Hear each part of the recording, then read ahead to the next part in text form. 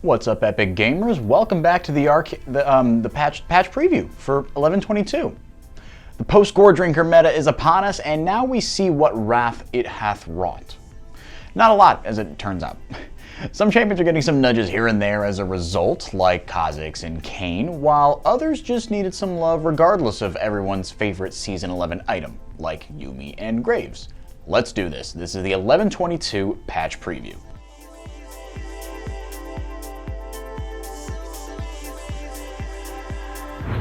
Akali buffs. Man, this champion is hard to balance. If anyone can think of the last time she was neither turbo busted or worthless, unironically, please drop a comment and let us know. So now there are buffs coming because literally there is no pro play, so it's a safe time to do so. What a champion.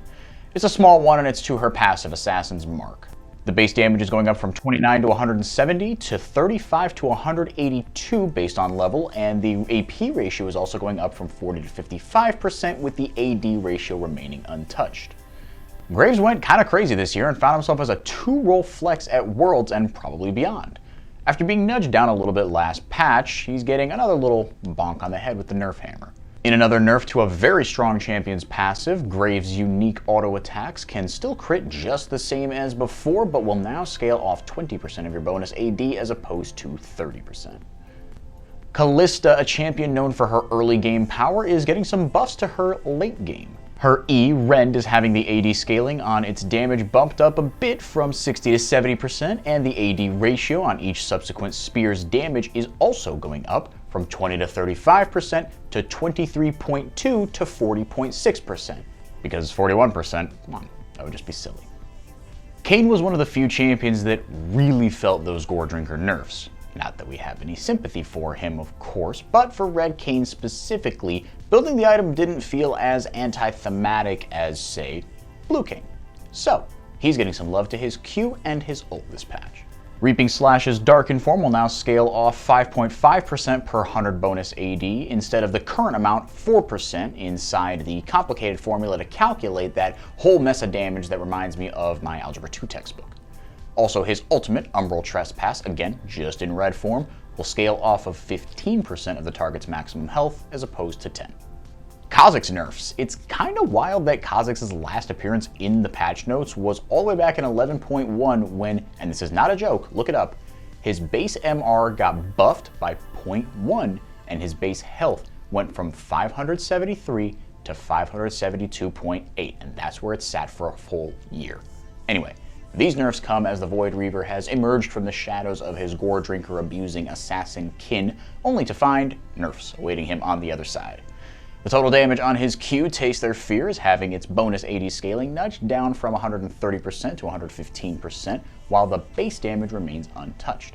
And the isolated damage is going from a 273% bonus AD ratio to a 241.5% bonus AD ratio. And I am sure that all of those decimals have their raison d'etre.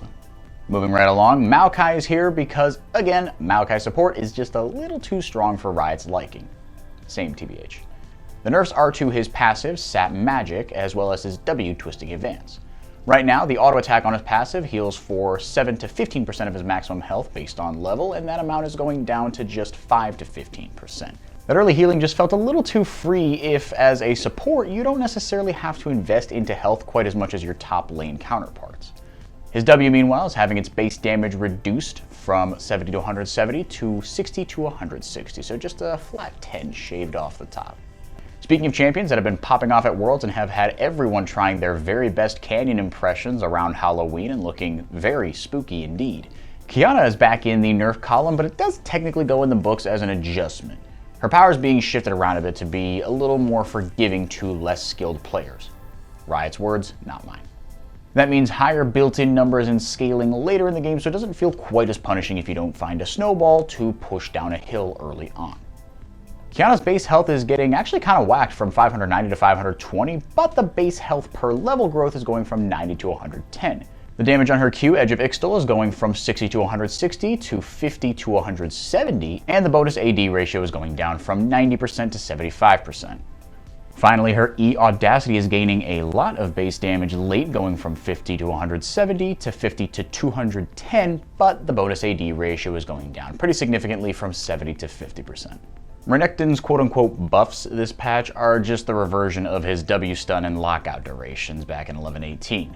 So, to rehash those, his empowered stun duration is back to 1.5 seconds instead of just 1, but the lockout duration afterwards is also back to 0.525 seconds instead of 0.375.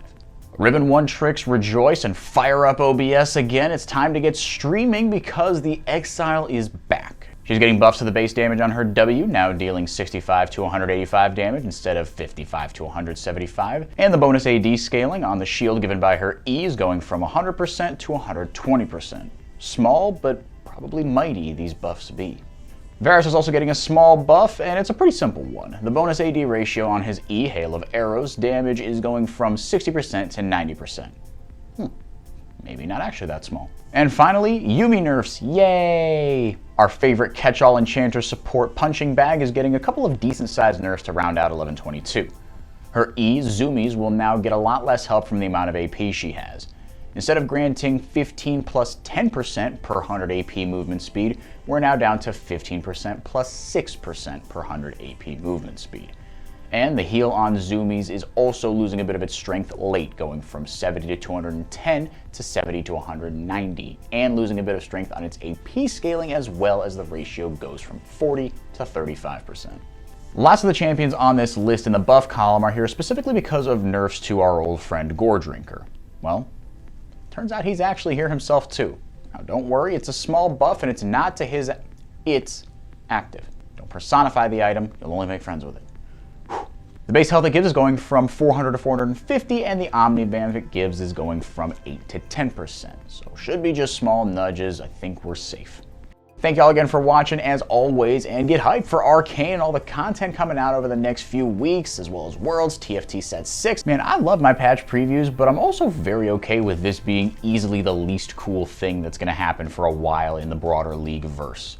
Hit us up on our website at .esports.com, our Twitter at .esports, and of course like and subscribe right here on our YouTube channel to stay up to date on all the content coming to every Riot title and everything else in esports in the next 2 weeks and beyond.